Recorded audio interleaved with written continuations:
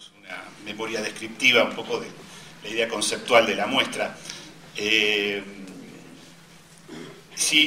Primero el título. ¿Te acordás que tuvimos una pequeña disputa ahí con el título? A mí se me había ocurrido Eva Perón en los libros y a Horacio Eva impresa, ¿no? Y ahora vos sabés que con el tiempo me parece que el nombre tendría que haber sido Eva Perón en la imprenta, que me parece que terminaba de cerrar un poco más, pero bueno, quedó Eva Perón en los libros. En realidad el título es, digamos, se me ocurrió un poco por la idea de Eva Perón en la hoguera, ¿no? El famoso poema de Lamborghini. Y viendo revisando el material para la muestra, había una foto en especial que creo que cierra el catálogo, que es una hoguera donde se ve un retrato a medio quemar de Eva Perón y una pila de libros abajo también. O sea, Eva Perón en la hoguera y una hoguera de libros, y entonces me parecía que era una linda imagen paradojal por otro lado, ¿no? Porque recordando aquella vieja consigna de alpargatas sí, libros no, finalmente a quienes cuando hubo que hacer una hoguera de libros se quemaron libros peronistas, y todo ese tipo de cosas está lleno de el peronismo, y esta muestra también está trazada por un montón de paradojas, y una de ellas es la que guía todo el recorrido. Hay como una especie de panorama, en escenografía se dice panorama, los telones de fondo, ¿no? Y bueno, la muestra está planteada así con un telón continuo, que sirve de continente, de fondo de la muestra. En ese recorrido, al principio, en la entrada, hay un libro abierto, muy grande, que es La razón de mi vida, es el libro canónico, ¿no? Y es un libro extraño también, es un libro que tiene el anatema de ser parte de la lectura obligatoria, ¿no? El horror, un libro ominoso para nuestros sectores medios. Y yo sospecho que es un libro de lectura obligatoria, pero debe ser uno de los libros menos leídos, por otro lado. También ahí debe haber una paradoja. Porque leyéndolo con atención, y algunas de las láminas que hay puestas ahí también tienen lecturas de ese libro, es muy interesante. Es un libro que debería ser leído, digamos, no lo plantearía como una obligación de lectura, pero estaría muy bueno que fuera leído en la escuela primaria. Y bueno, ese libro abre la muestra y se nos presenta así con bastante impertinencia. Sigue el recorrido con una serie de personajes y de fotos sacadas de catálogos, de folletos de la época, y al final hay una foto aislada, en blanco y negro, que es parte de las jornadas del velorio de Eva Perón, donde hay gente en la calle, en la vereda del Cabildo, hay gente que se está guareciendo de la lluvia, y para eso tiene unos diarios abiertos sobre la cabeza. Diarios que serían el diario La Prensa, el diario Democracia, diarios peronistas, ¿no? Y se tratan de proteger con esos diarios. Me parecía que había ahí una cosa metafórica, muy poética también, ¿no? De que ese material impreso, las distintas formas de uso que puede llegar a tener, ¿no? Bueno, la muestra, por otro lado, está estructurada en tres ejes temáticos. El primer eje temático es el ícono de Eva. El ícono de Eva es muy importante, o sea, es difícil que alguien adquiera, o sea, que la figura de alguien tenga un anclaje icónico tan sólido como es el anclaje icónico que tiene Eva Perón. Una de las cosas que rápidamente uno le da que pensar es por qué el general Perón no tiene el anclaje icónico que tiene Eva Perón. Habría motivos para pensar que Perón podría tener un anclaje icónico tan sólido como el de Eva, sin embargo no lo tiene. Me refiero al anclaje icónico cuando uno dice, se refiere al personaje y aparece la imagen directamente, ¿no? Entonces hay una coincidencia entre la mención del personaje y lo que uno ve cuando menciona ese personaje. Y cuando mencionamos a Eva Perón rápidamente aparece no son más de 4 imágenes que vamos a tener todos en mente. Cuando mencionamos a Perón es más difícil, ¿no? Y entonces Perón se desliza hacia distintos lugares y cada uno termina teniendo un Perón propio. Esos 4 íconos que yo más o menos pensé y creo que nos podemos poner de acuerdo son la Eva del rodete, la del micrófono, o sea, el rodete es parte, digamos, funciona ahí como cámara de resonancia, o sea, es la Eva de la voz, la Eva con voz propia. Es la Eva del mensaje, de la convocatoria a la lucha, del mensaje revolucionario. Después la Eva de la razón de mi vida, ¿no? La Eva del retrato de Numa Irinak, que es más un poco una imagen más ambigua tal vez, y es la Eva de la justicia social. Es la Eva que, si bien en la del micrófono es la boca, lo más pregnante, ¿no? La que define el rostro es la boca. En cambio, en la de la razón de mi vida es la vista, ¿no? Es la Eva de la Eva de la dulzura, la Eva de la piedad. Ahí yo pensé, haciendo un análisis un poco más iconológico, si se quiere, o pretencioso también, pero pensé que esa Eva del micrófono tiene que ver con un recorrido crístico, si vamos a lo religioso. Perdón, Horacio, por acudir a temas que son de candente actualidad. Pero acá viene la parte.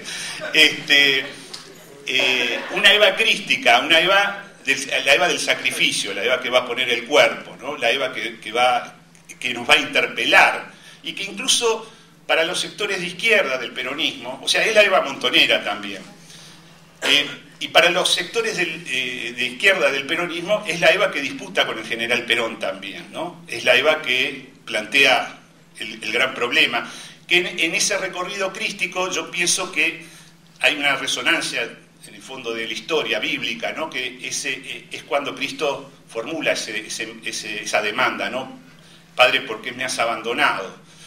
Entonces, desde la izquierda peronista, esa demanda se trasciende hacia el general Perón, ¿no?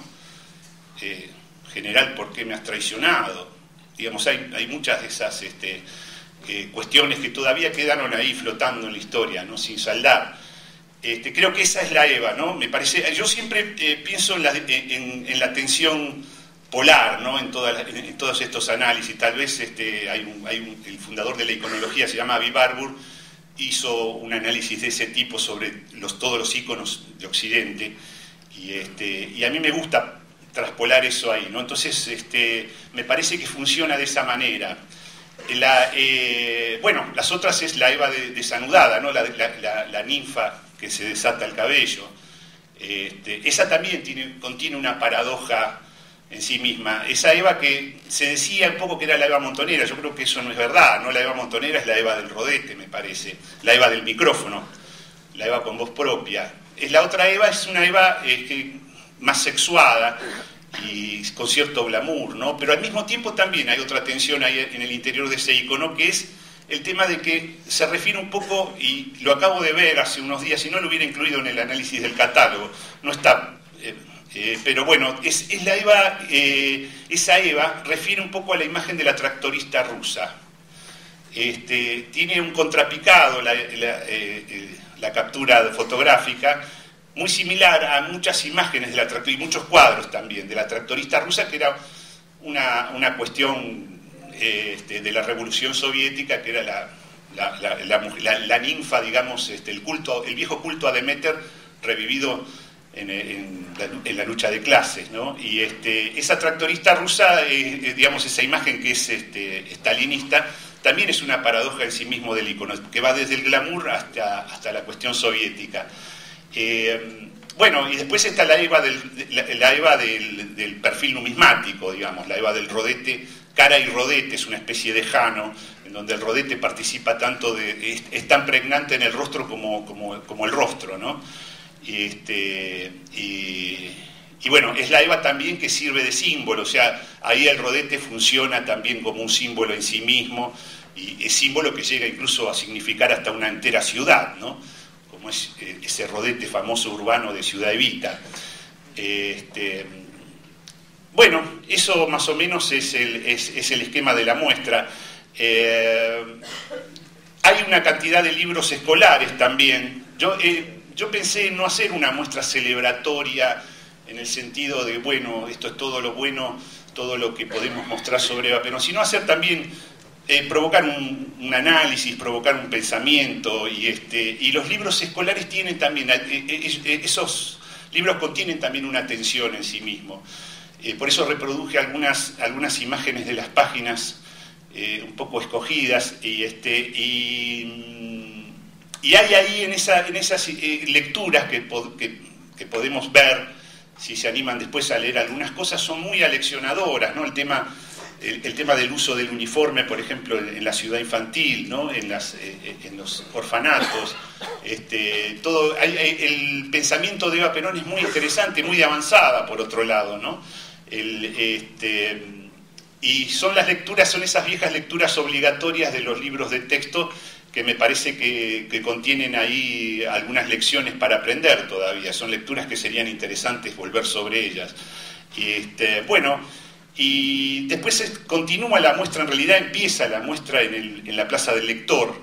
Entrando por la Avenida Las Heras hay unas 15 imágenes que plantean un poco un resumen de todo lo que se ve acá arriba. Y finalmente lo que hay ahí es el Mirador de la Memoria, que también acabamos de inaugurar, sin darnos cuenta casi, pero en este momento está inaugurado también el Mirador de la Memoria, que es un octógono ahí que hay abajo en vidrio, que es una especie de museo de sitio, como se dice, centro de interpretación, donde uno puede ver el predio completo de la biblioteca, donde está incluido el Instituto Perón también, y cómo era ese predio hasta el año 55, antes del golpe. Hasta ahí estaba la Casa Presidencial, el Palacio Unzué. El Instituto Perón era parte del complejo de la Casa Presidencial. Lo que descubrimos haciendo la maqueta, viendo algunas fotos aéreas, es que el ala de atrás del instituto, lo que es el auditorio, la parte de atrás, eso era parte del garage de la Casa Presidencial. Es una de las pocas cosas que quedaron, digamos, de las construcciones de este lado, ¿no? Y bueno, tiene un interés desde el punto de vista de reivindicar, digamos, lo que pasó con esa casa es muy extraño, ¿no? Era un lindo palacio. El Palacio Unzué, sin embargo, fue arrasado en el 56, lo demolieron, justificaron esa demolición en la idea de eliminar toda la memoria, lo más que se pueda, la memoria, todo rastro del peronismo y sobre todo de Eva Perón. Eva Perón falleció ahí en ese palacio, y entonces lo demolieron sin piedad, y un poco en un signo de venganza, donde había alpargatas, después tuvo que haber libros, ¿no? Entonces apareció la biblioteca. Y bueno, todo eso está relatado en ese museo de sitio que se acaba de inaugurar. Bueno, nada más.